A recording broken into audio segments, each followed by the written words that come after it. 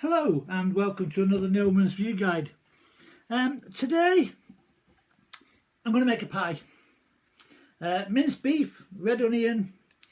I am marinating my beef in a barbecue sauce. You don't have to do that, that's optional. We just want that one. So anyway, I'll give you the ingredients. For the pastry, I have in here 8 ounces of self-raising flour. I have half a teaspoon of salt, which goes in there. I have 2 ounces of margarine, which also goes in there. And I have some cold water. Now, I'm not going to put the onion in the pastry. I'm going to put it in the meat. The meat is cooking. That won't take long, so I'm going to get on with the pastry now. You've seen me do this a million times, I'm sure you have. So easy to do. I'm pretty sure now that if you've been watching me for a while, you will know how quick I can make a pastry.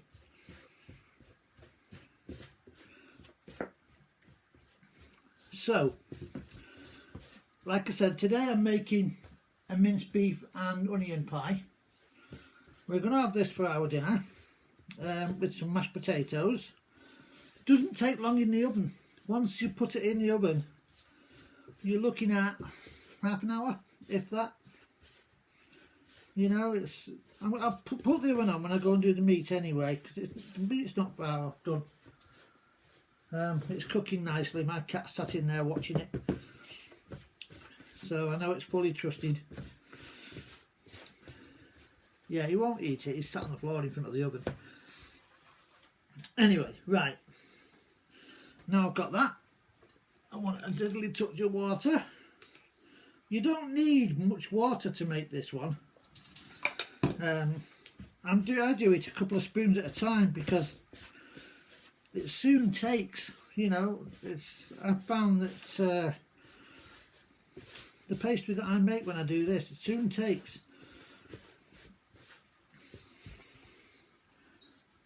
I'll add a touch more now. I'm going to put 3 in this time because it'll soon bind.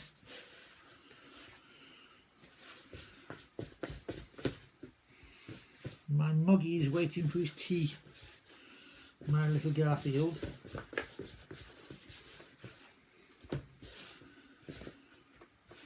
He's not having pie, he's having cat food. He's having duck cat food today.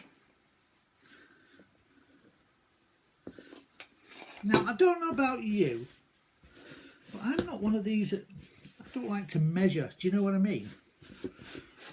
I just like to get on with it, throw it in, get it mixed up and get it made. It's that simple. Not a lot of people see it my way, but anyway, my dough is nearly done. So I'm going to start pressing it and kneading it. This is a short crust pastry, by the way. You can cook this on a medium to high heat, or you can cook it on a low to medium heat if you want to take a bit of time with it. If you're going to take time with it, or you want to make it, go out to work or go to the shops or something like that, you know, and then come back and eat it, I would recommend about 100 degrees. Cook it on a low light. That will give you about half an hour to 45 minutes before it's ready. Right, I just need to add a bit of flour to this now because it's a little sticky. It gets all over the place, by the way, so if you like a mess, you know, you're laughing. I know a few of my friends who like to mess about with pastry. Right, I've got my flour here, so I just want a touch of that just in there, and that's just made it just nice. Okay, on with what I'm doing. Right, so far so good. There's my pastry. Now, I need to flour the top. Not hard, this bit. You've seen me do this millions of times. I know you have. Don't say, oh, I'm new to this. You might be. But once you've seen my videos, you'll be saying, he's doing that again. Well, yes, of course I am. This is what baking's all about, isn't it? Well, you know that. Okay, right. For those of you that have a marble rolling pin,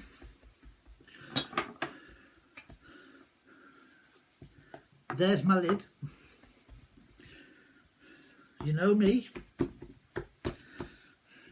I love a pie with a lid. Here's my rolling pin. Highly recommend you get one of these. They're not cheap, but you know, I'm sure if you saved your pennies, you could treat yourself. You know, they're not that cheap. They're not that expensive either. But I didn't buy these ones. I think I've told you this before. These belong to my sister, and because my nephew doesn't cook, that's my sister's young lad, when she passed away, he gave these to me so I can use them to do my cooking. Now I've got to be, it's the only blinking trouble with when you don't put enough flour down. No, I didn't roll it enough. Right, I'm going to put a bit more flour down, and I'm going to start again. Right, I've made a dough. See, I'm pushing it out.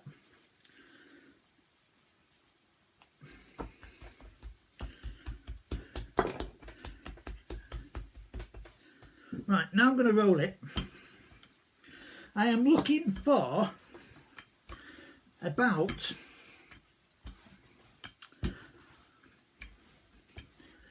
10 inches or a little bit more. I've not quite got there yet.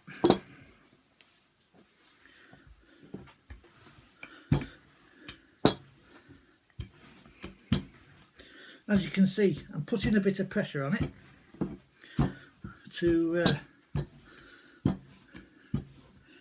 flatten it down a touch.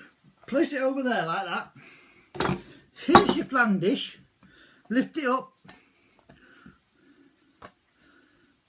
and let it flop on top. Take it over. Stretch it as much as you can into the corners so it's everywhere. You need that to go right around your dish. If you're using a flan dish like I am, you should have no problem. Just excuse me half a second.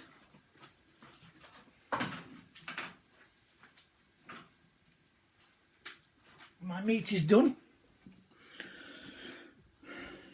Right. Okay, on with the show. Yes, so press this around. I know it's, you know, it keeps falling down. Guaranteed to happen. It's guaranteed to happen. So take little bits if you can get them and just lift them over the